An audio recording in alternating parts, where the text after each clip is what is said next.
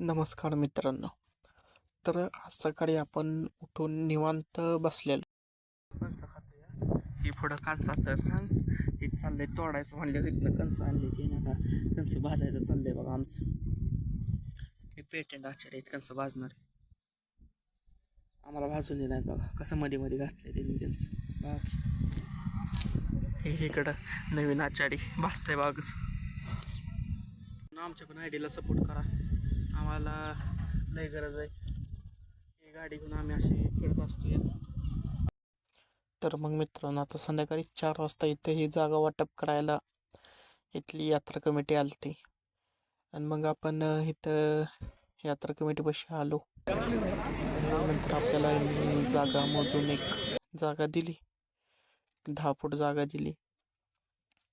हे बघा, इथं आपल्याला जागा दिली या ह्या खुटीपासून ते ही खुटी.